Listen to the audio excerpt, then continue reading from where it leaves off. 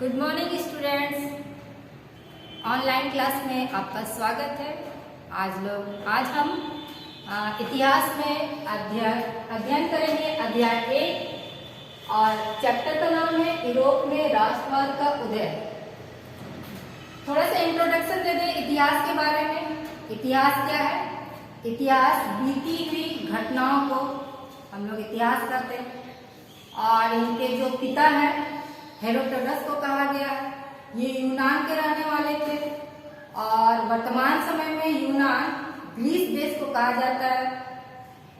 Herodotus जो थे वो संपूर्ण इतिहास की रचना की, इसलिए उनको इतिहास का पिता कहा जाता है। हम लोग आगे देखेंगे कि लिपि के आधार पर इतिहास को 3 भागों में बांटा गया है।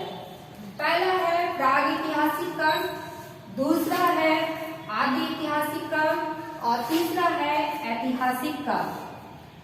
प्रागैतिहासिक काल का अर्थ है कि वैसा इतिहास जिसका लेखन का साक्ष्य हमें नहीं मिलता, लिखित रूप में हमें कोई प्रमाण नहीं मिलता है। आदि इतिहास काल का मतलब यहाँ है कि इस इतिहास काल में लिखने के सबूत मिले हैं लेकिन उसको पढ़ा नहीं जा सकता है। ऐतिहासिक काल का मतलब है कि इसके लिखित प्रमाण भी हैं और उनको पढ़ा भी जा सकता है।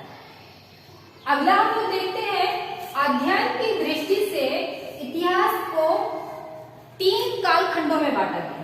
पहला है प्राचीन इतिहास, दूसरा है मध्यकालीन इतिहास और तीसरा है आधुनिक इतिहास। आज हम लोग 10th क्लास में जिस चैप्टर को पढ़ेंगे वो आधुनिक इतिहास के अंतर्गत आता है। चलिए आगे हम लोग चैप्टर में चलते हैं। चैप्टर में है यूरोप में राष्ट्रवाद का उदय।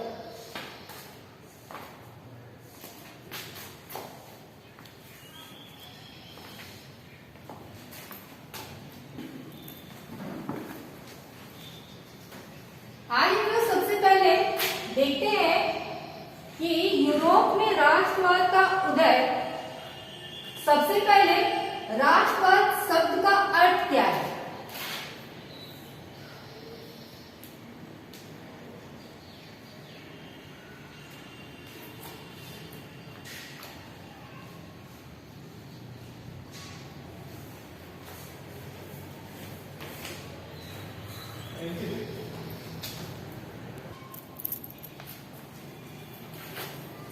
राष्ट्रवाद का क्या अर्थ है? उत्तर में अपने देश के प्रति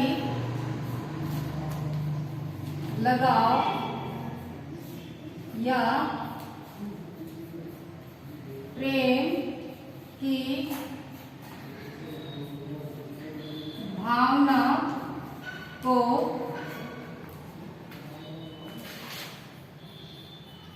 राष्ट्रवाद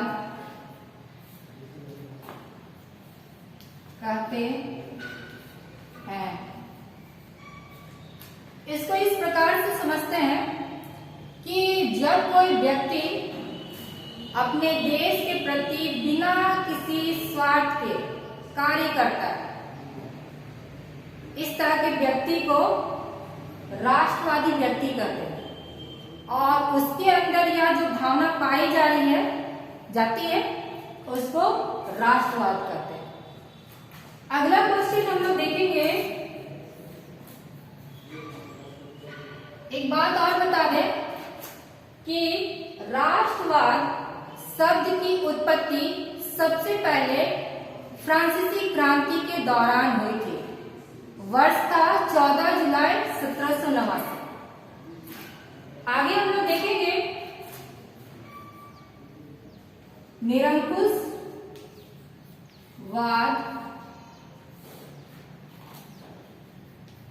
क्या है? उत्तर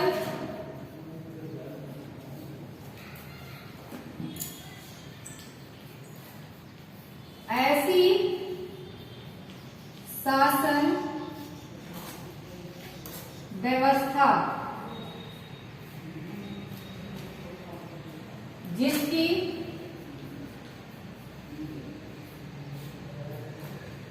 सत्ता पर कोई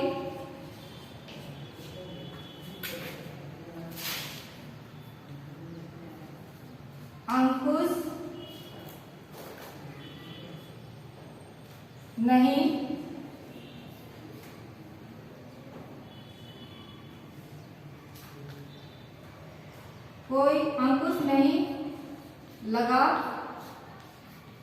सकता।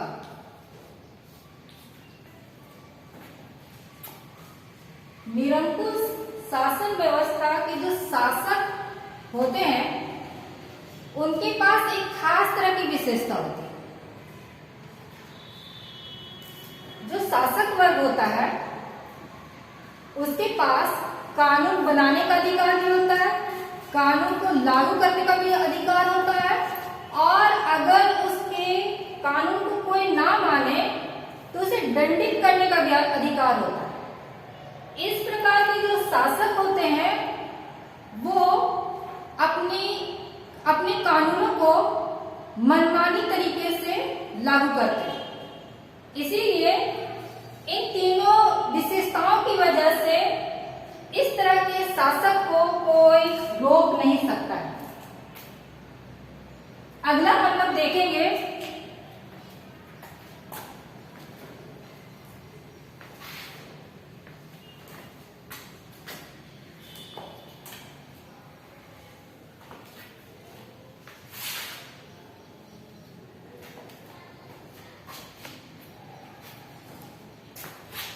अगला जो क्वेश्चन है वो है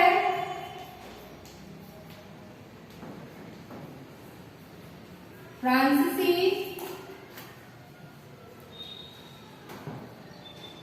लोगों में सामूहिक भावना या एकता की भावना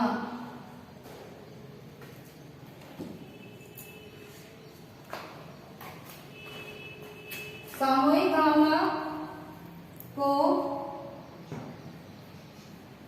पैदा करने के लिए फ्रांसीसी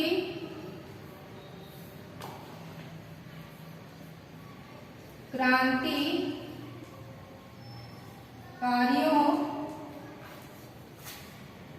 ने क्या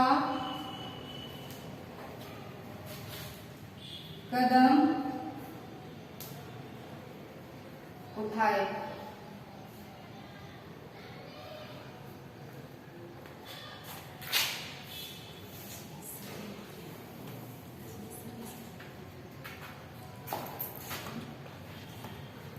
उत्तर में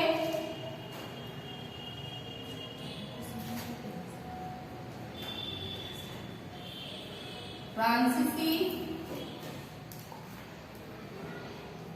क्रांतिकारी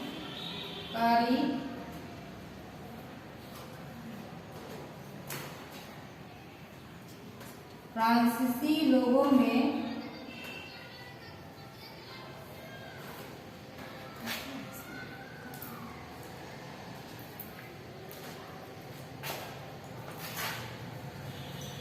एकता की भावना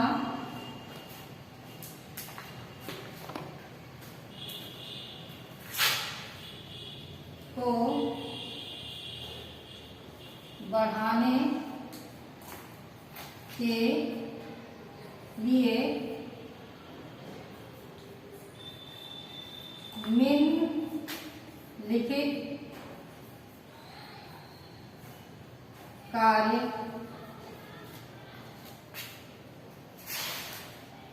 किए। पार्ट नंबर 1,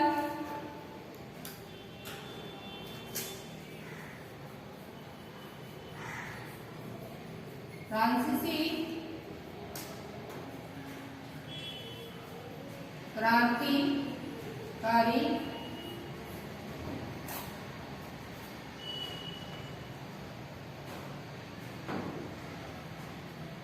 लोगों में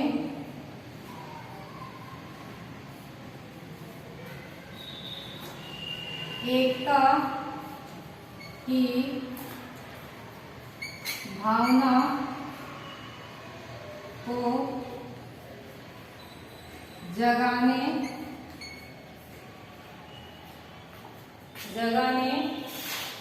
के लिए पितृभूमि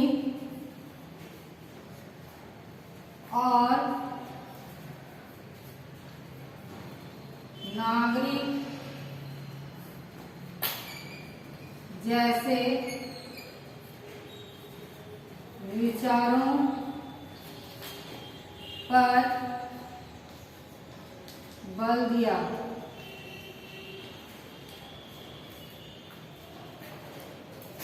दूसरा,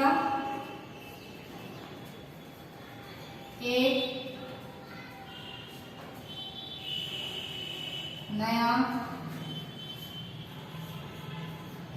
तिरंगा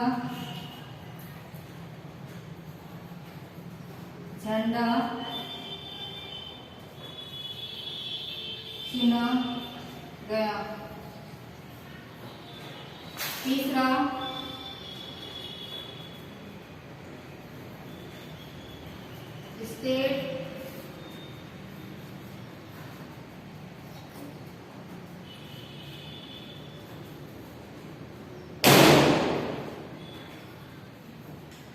स्टेट जनरल का नाम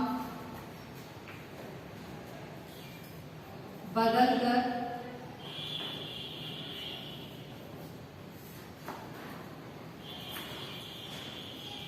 नेशनल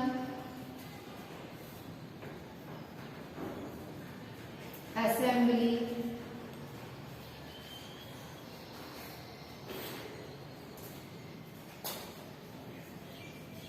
कर दिया गया।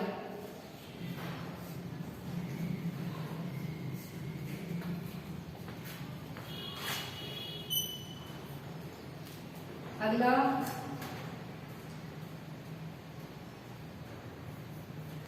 एक संविधान का निर्माण किया गया।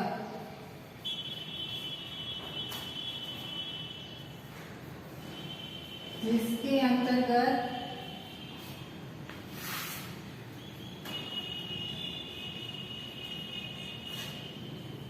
सभी नागरिकों को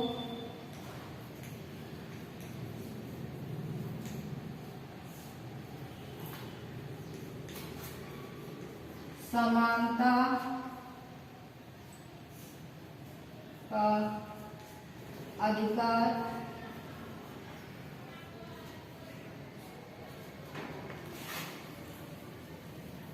दिया गया। पांचवा, आंतरिक आयात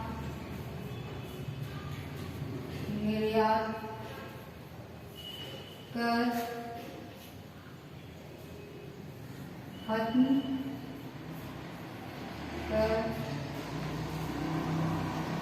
दिया गया। छठा पॉइंट, एक समान नाप तौल की व्यवस्था की गई और लास्ट पॉइंट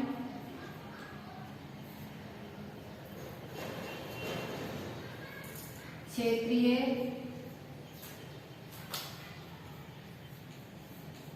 बोलियों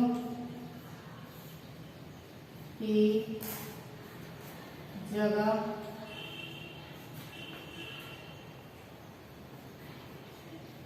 फ्रेंच भाषा को राष्ट्रभाषा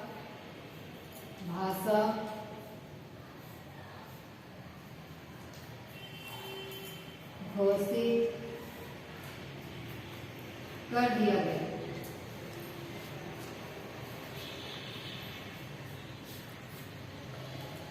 आइए इसको थोड़ा सा समझ लें। आपको जैसे पहले क्वेश्चन में हम बताए कि जो राष्ट्रवाद की उत्पत्ति सबसे पहले फ्रांसीसी क्रांति के दौरान हुई।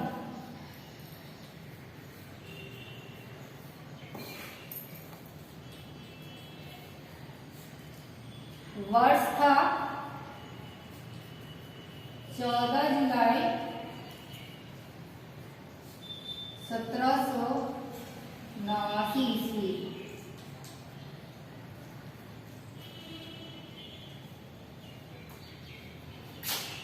इस क्रांति होने के पीछे एक बहुत बड़ा हम लोग कारण को देख लें। ये फ्रांसीसी क्रांति क्यों हुई? जिस समय फ्रांस की क्रांति हुई उस समय फ्रांस में लुई 16वां का शासन था। यह एक निरंकुश शासक था और वह अपनी मनमानी करता था। जनता से उसे कोई सरोकार नहीं था। उसकी शासन व्यवस्था से फ्रांस की जनता जो थी वो बहुत ही दुखी थी और वो चाहती थी कि बदलाव आए। जब फ्रांसीसी लोगों में बौद्धिक चेतना जागृत हुई और वे एकजुट हुए और उनमें अपने शासक को हटाने के खिलाफ आत्मविश्वास जगा, तो जो फ्रांसीसी क्रांतिकारी थे वो चाहते थे कि इस शासक को हटाने के लिए एक बड़ा जनसमूह तैयार हो और इस जनसमूह तैयार करने के लिए उन्होंने कुछ कार्य किए। सबसे पहले फ्रांसीसी क्रांतिकारियों ने फ्रांस की जनता में एकता का भाव पैदा करने के लिए पितृभूमि और नागरिक जैसे शब्दों पर जोर दिया। यहाँ पितृभूमि का मतलब होता है पिता की भूमि या बाप दादाओं की भूमि। क्रांतिकारियों के द्वारा यह प्रचार किया जा रहा था कि यह जो फ्रांस की धरती है ये हमारे बाप दादाओं की धरती है, तो ये हमारी भी धरती हुई, तो हमें इस धरती की रक्षा रखवाली करनी चाहिए। इस विचार के साथ सभी लोग एकजुट होने लगे और एक नया तिरंगा झंडा चुना गया और क्रांति की शुरुआत हो गई।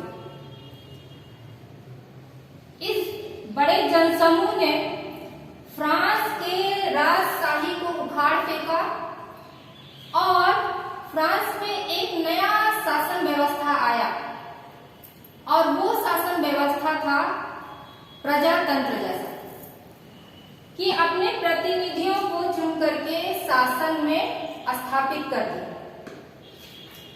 जनता के द्वारा जो चुने गए लोग थे वो जब सत्ता पर आए तो सबसे पहले उन्होंने जो कार्य किया वो पुरानी व्यवस्थाओं को खत्म करने, पुरानी संस्थाओं को खत्म करने लगे।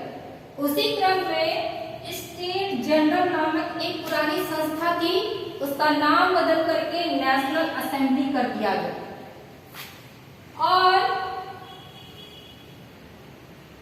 इस असेंबली के द्वारा एक नया संविधान का निर्माण किया गया।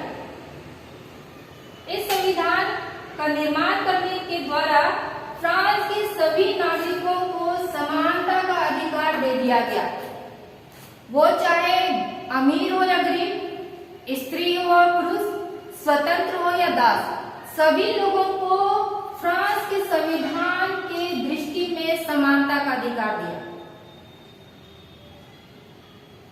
जब नई सरकार आई तो अपने देश को बढ़ावा देने के लिए, अपनी तरक्की करने के लिए उन्होंने व्यापार को बढ़ावा देने का प्रयास किया और इसी क्रम में उन्होंने कदम उठाया कि जो व्यापारी थे, जिनको आंतरिक मतलब देश के अंदर जो भी वो आयात निर्यात मतलब लेन देन जो भी कर रहे थे, उन पर जो टैक्स देते थे उनको इस सरकार ने खत्म कर दिया।